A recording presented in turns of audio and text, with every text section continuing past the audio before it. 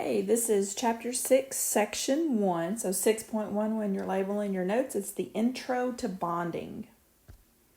Starting off, a chemical bond, make sure you get the definition. It is the attractive force between atoms or ions that binds them together as a unit. So when we talk about attractive forces, we are talking about protons and electrons. How do they attract each other? And especially those electrons, if we're talking one atom to another, what's going on with them? And bonds will form in order to increase stability. We've already talked about individual atoms losing and gaining electrons to be more stable, like noble gases. Well, one atom will want to bond with another one if it makes the pair more stable than the two atoms alone. So I need you to put this chart into your notes, and we're going to fill it in. So please take a moment, pause the video, write out this chart, and then we're going to go through each part. You'll fill in the boxes. I'll have some extra explanation along the way too. Starting off, ionic bonds. The bond formation for an ionic bond, electrons are transferred from metal to nonmetal. Electrons are transferred from metal to nonmetal. So as I go through this, I'll make a few notes just as refreshers from the previous couple of chapters. We have talked about metals. Metals want to lose electrons. They form our cations. And then nonmetals typically like to gain electrons to form our anions. So when it says electrons are transferred, metals want to lose, nonmetals want to gain. So that transfer is going to be an electron from the metal to the nonmetal to give you an electrostatic attraction between ions. Because again, you have a cation formed, you have an anion formed, and now there is an electrostatic attraction between your cation and your anion. So the type of structure this creates is called a crystal lattice structure. When we get to section 3, we will go more in depth on this crystal lattice structure. The physical state of ionic compounds, they are generally solids at room temperatures. Since they're solids, they will have high melting points. They are also soluble in water. So if I'm thinking just the normal, you'll see us talk about table salt all of the time. Table salt, Na, which is a metal, chloride, which is a non-metal. They like to get together, and you know that salt is soluble in water. Also, your ionic compounds will conduct electricity, but they have to be in solution or liquid form. So if you take that table salt and you pour some table salt into your hand and stick an electrode in it, it does not conduct electricity. But if you take that same salt that you had just put into your hand and dump it into some water, stir it up, after it dissolves, those ions that it had, those ions go into solution and they will conduct electricity. Heading on up to covalent bonds. Here, it's a little different, whereas in ionic, we transferred electrons. In covalent bonds, we are sharing electrons. And this time, the sharing is going on between two nonmetals. We will treat metalloids like a nonmetal also. So if you're talking about between a metalloid and a nonmetal, it's going to be considered a covalent bond still. So we are sharing electrons instead of transferring. This structure is considered a true molecule. You will hear oftentimes us talk about molecules, molecular geometry, molecular compounds. Anytime you hear that word molecule, you have to think covalent bond. So again, molecules or molecular compounds, we're thinking covalent bond, whereas ionic is really easy. Ionic bonds create ionic compounds. So back under covalent, in general, these are liquid or gases at room temperature. That is in general. Because they are liquid or gas at room temperature, they're going to have a lower melting point and generally not soluble in water. y'all are familiar, especially from biology, all of your sugars contain carbon, hydrogen, oxygen. Well, those three elements are all nonmetals, so they are covalently bonded, but those sugars, will dissolve in water. But in general, covalent compounds do not dissolve in water, and they are not electrical conductors. Some other properties is they typically have an odor associated with them. So moving on, we're going to look at bond polarity. So polarity is a new word for you here. Polarity is going to come up over a few different chapters, so might as well get it pat the first time. Most bonds are going to be a blend of ionic and covalent characteristics.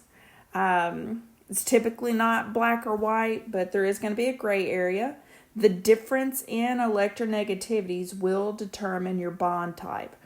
So I'm giving you a copy, if I have not already. I'm going to give you a copy of the electronegativity table that's from the book. Also, these electronegativity values will be posted on Google Classroom. So when we say difference in electronegativity, difference means subtract. Please get this chart in your notes. This one right here especially. There's a lot going on with it, so let's get to explaining. We have two different y-axes. I am going to concentrate on the y-axis that is on the left side first. It's a difference in electronegativity values. The ranges that we are looking at. If the difference between 1.7 and 3.3, we're going to say it's an ionic bond. So 1.7 to 3.3, ionic bond. If the difference between your two elements, electronegativity values, are 0.3 to 1.7, then we're going to say you have a polar covalent bond.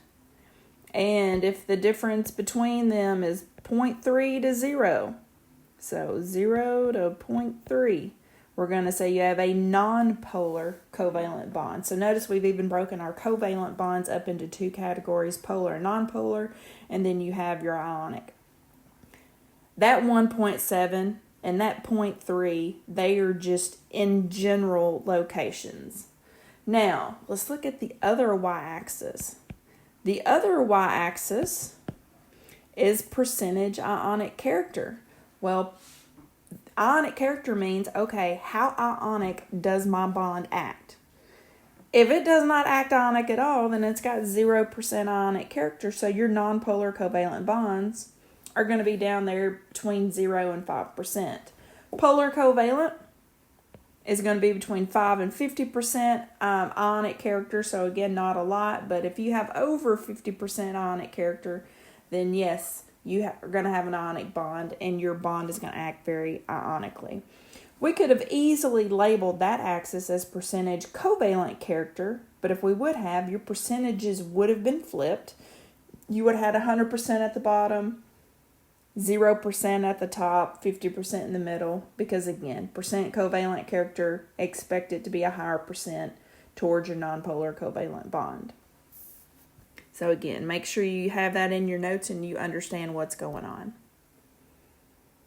So now we're going to go look at our two covalent bonds, starting off with nonpolar covalent. This is where you have electrons that are shared equally. So the picture that you see at the bottom is showing you the nuclei of two different atoms.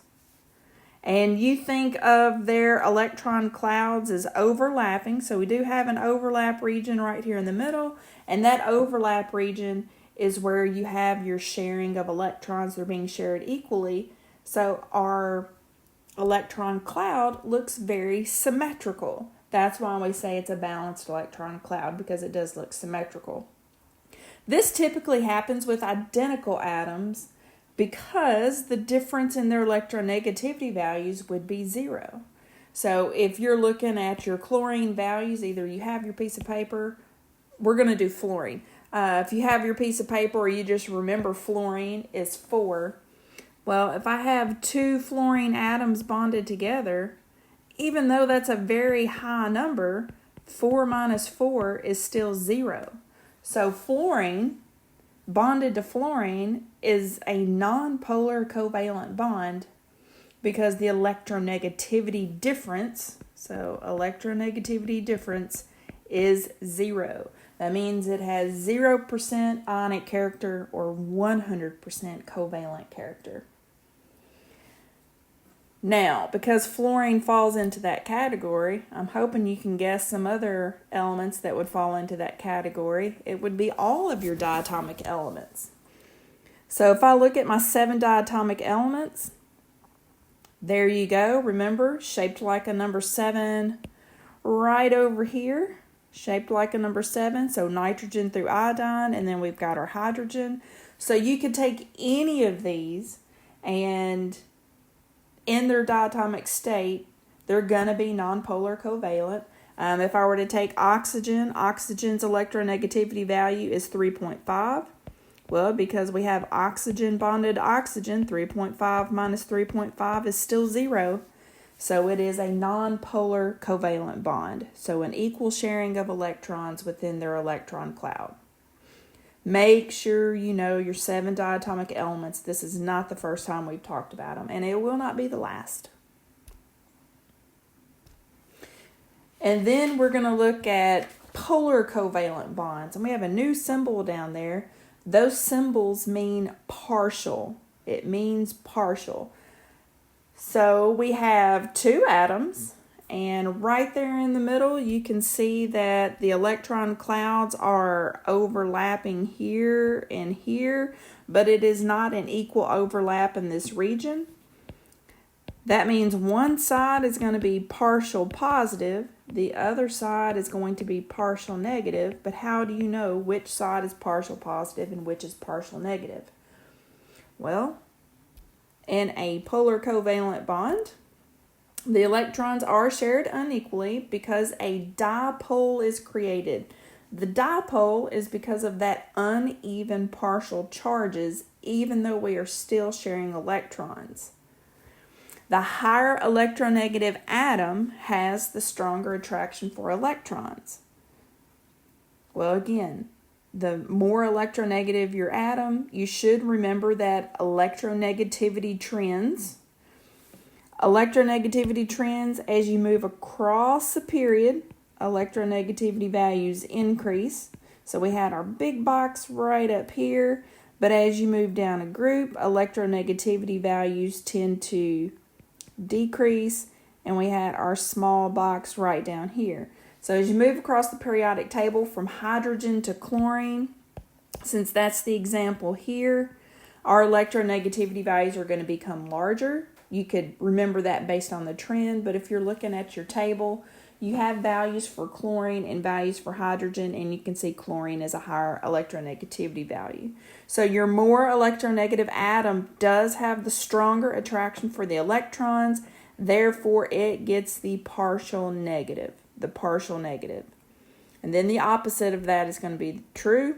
Your less electronegative atom, which is hydrogen in this case, gets the partial positive. So we have polar and nonpolar covalent bonds. Both are sharing electrons, one equally, one unequally. Equal sharing, your diatomic elements fall under there. Unequal sharing, again, between 2 nonmetals, you're going to have a larger difference in electronegativity values. Usually that difference is between 0.3 and 1.7. And then we have some animations going on here between nonpolar, polar, and ionic bonds. So you can watch those animations. Let me go back.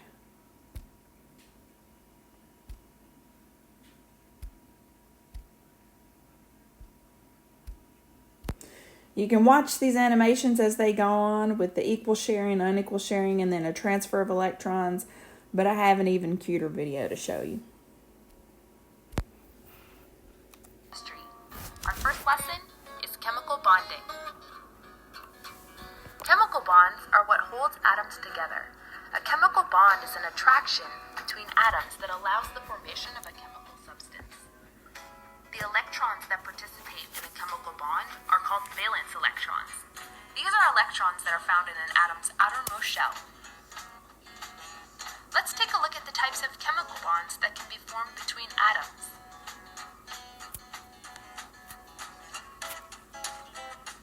An An ionic bond is formed when one of the atoms will lose its electron to the other atom.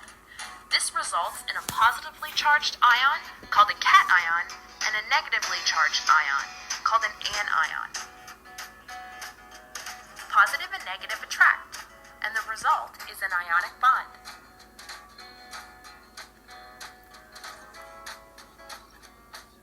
Covalent chemical bonds involve the sharing of a pair of valence electrons by two atoms. There is also what is called polar covalent bonds. These are covalent bonds in which the sharing of the electron pair is unequal. The result is a bond where the electron pair is displaced toward the more electronegative atom.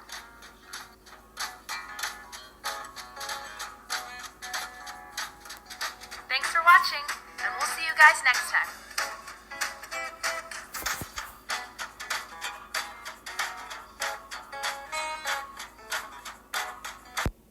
I love that video. I hope it helped with your understanding for ionic and the two types of covalent bonds. So we're going to do a wrap up right here. The numbers that you're going to see in this, I do not think they match up exactly with your electronegativity values on the chart that I gave you, but they will be close and the answers will still be the same nonetheless. So for chlorine, if I asked you what type of bond it's going to have, it says the values for chlorine are 2.83, so you subtract that, find the difference at 0. Because that difference is 0, right down here, it's got to be a nonpolar covalent bond with 0% ionic character. And then HCl, we've already seen it. The values, 2.83 and 2.2. You always take the higher number minus the lower number. We're not trying to get negative answers here.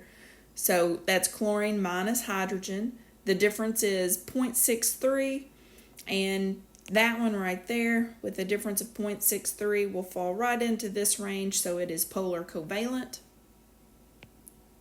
And with our last one, NaCl, you should be able to answer that one even without electronegativity values. And the reason why I say that is you should recognize sodium as a metal and chlorine as a nonmetal. Automatically, it does not matter if they fall into the gray area of where ionic and covalent are. We say it's a blend anyways. But a metal and a nonmetal has to be ionic. It cannot be covalent. But we're going to throw the numbers up there with them. Chlorine, again, is 2.83. Sodium, 1.01. The difference is 1.82. This one does fall well within the range of being ionic and over 50% ionic character.